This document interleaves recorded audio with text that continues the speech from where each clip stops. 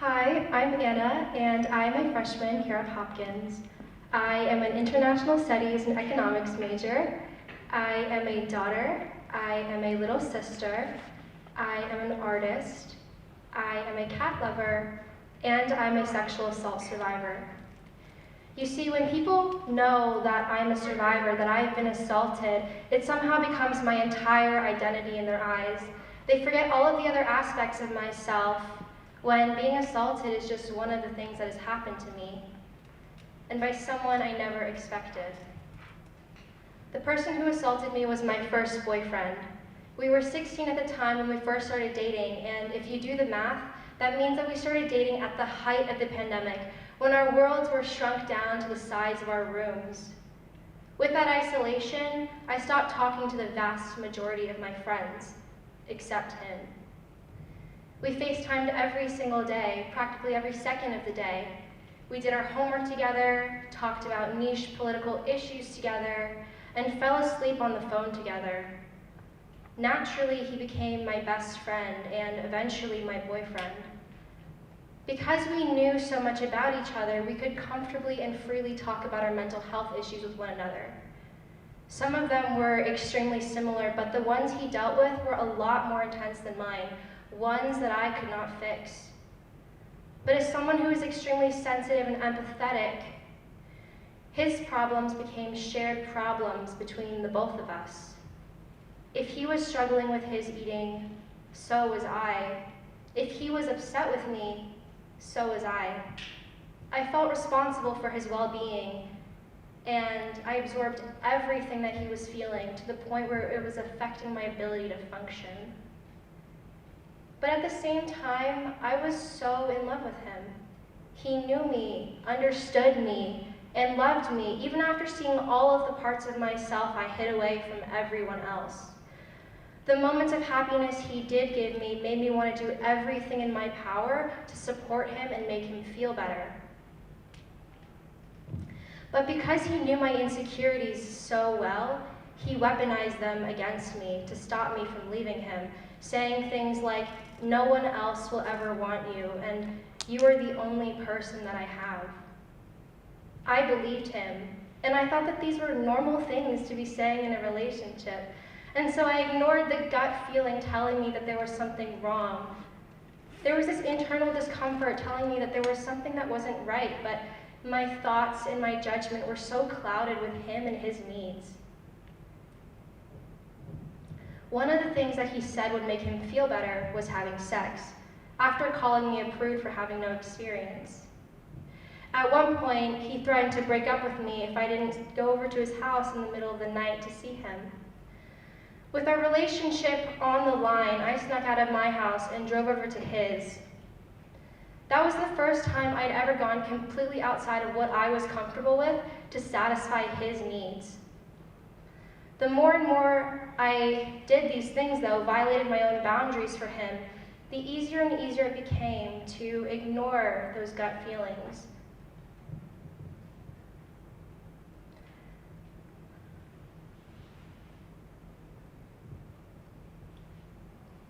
However, those gut feelings never went away. They exacerbated my already extreme anxiety. That extreme anxiety led me to telling him that I wasn't okay with having unprotected sex, but that didn't stop it from happening again and again. Outside of penetrative sex, I felt pressured into doing other sexual things for him. After setting a boundary, he ignored those as well.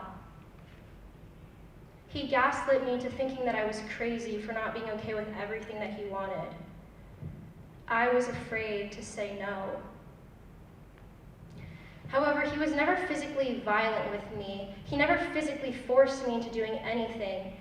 That, plus the fact that we were in a relationship, made what is right versus wrong hard to decipher. I chose not to think about the bad things in our relationship, as I refused to see him in a negative light. When we broke up at the beginning of my senior year, I began the process of separating the snippets of happiness he gave me and the abusive cycle I was in. I was able to acknowledge that our relationship was unhealthy and that he was an incredibly manipulative person, but it wasn't until months later, after we had broken up, where I began thinking about whether or not I had been assaulted. The turning point for me was the day Roe v. Wade was overturned. I remember that day so vividly as I was frantically rereading the same articles over and over again, refreshing the Apple News app to see if all of this was real, to check if I was hallucinating or not. I was stunned. I walked into my art class that day, completely unable to work on any of the pieces that I was currently working on. Instead of painting, I began discussing Roe v. Wade with my art teacher, us both trying to make sense of the news and the direction the US was heading in. Suddenly, a girl in my class began to cry. Her reaction made it all sink in. I knew that this decision would hurt millions of women across the country, but within minutes, it was already having an effect on the people around me. The nightmare of our reproductive rights being stripped from us was now a reality, and I was suddenly flooded with the same intense fear and anxiety I experienced alone my junior year of high school over whether or not I could be pregnant from the non-consensual, unprotected sex, how I could receive an abortion in Maryland as a minor if I had gotten pregnant, and how I could keep my parents from finding out about all of this. Even though I was at this point where I could acknowledge that I had been assaulted, I still felt like I had brought this upon myself. Now, I want to preface this by saying that I love my parents, and they have done so much for me. They provide for me, and I love them very deeply. But both of my parents are immigrants from China. They are still deeply connected with that conservative culture they were raised in. That also means that they raised me to have that same conservative culture deeply ingrained within me. I was taught from a very young age that casual sex, premarital sex, and sex at a young age were all things that were wrong, and that being a virgin meant that I was pure.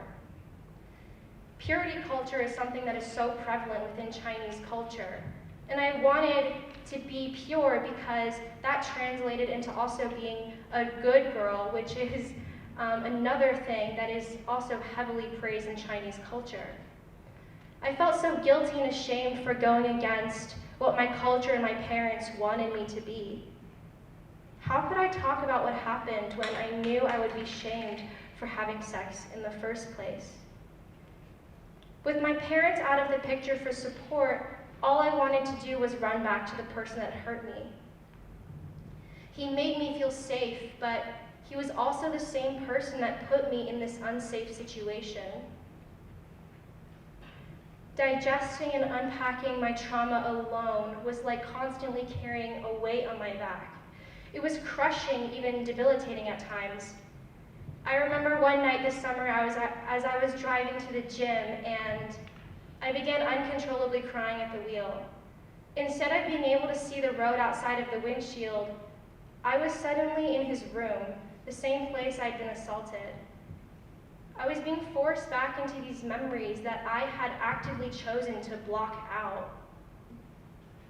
Not only was my trauma impacting my physical and mental well-being, it was beginning to affect my relationships with my friends, my family, and myself. I could no longer trust my mind or body because he made me feel like I had lost all of my own autonomy. I began blaming myself for what happened, second-guessing my judgment. Why didn't I stop it in that moment? What could I have done better as a girlfriend to have prevented it from happening? What if none of this was even real? What if I'm just not remembering correctly? As you know, memories are malleable. However, it was not my fault. It is never the survivor's fault.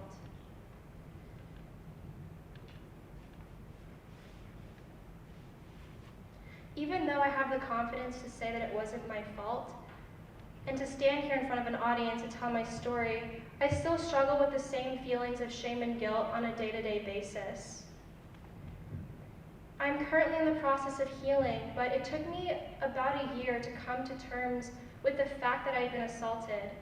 I know that a year sounds like a long time, but that is nothing compared to the many years, even decades, it may take for other survivors to reach that moment of realization for themselves. You see, it's hard to understand this dichotomy of how someone I love so deeply could be the same person that is so willing and capable to hurt me so deeply.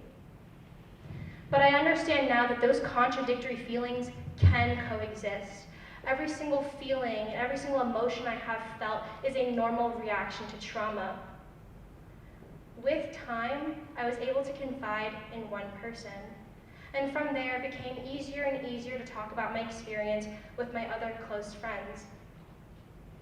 Not only did our conversations make the process of healing exponentially more manageable, it also opened me to the sexual assault that goes unspoken. The sexual assault that is complicated and confusing.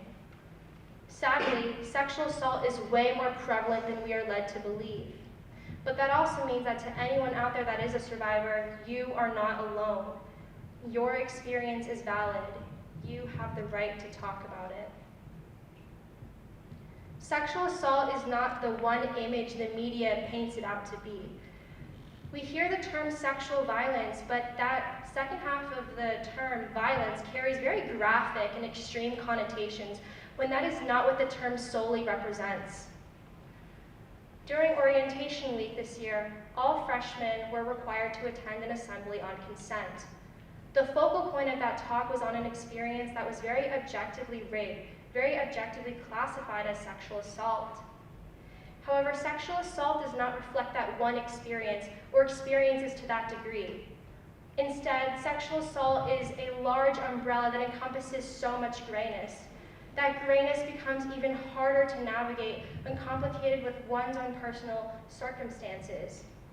For me, it was the fact that I was in love with the person that assaulted me, the conservative culture I was raised in, and the fact that he was never physically abusive with me. Experiences like mine are not uncommon. For the majority of sexual assaults, the perpetrator is someone the survivor knows. These emotional attachments we have towards the people that hurt us lead us to often refusing that the abuse is abuse, the assault is assault, and the rape is rape. Our everyday language and behavior normalizes and perpetuates behaviors that are not normal. Invalidating sexual assault experiences that do not fit this cookie-cutter mold of what society thinks sexual assault is. Sayings like, "He had such a promising future though. What was she wearing?" Drunk actions are sober thoughts. And "it sucks that we can't party at that frat anymore," all normalize these non-consensual actions as they place the blame on the survivor, not the perpetrator. As you all have probably seen the consent signs across campus and the signs made by SARU, we all know that sexual assault is a specific problem that college campuses face.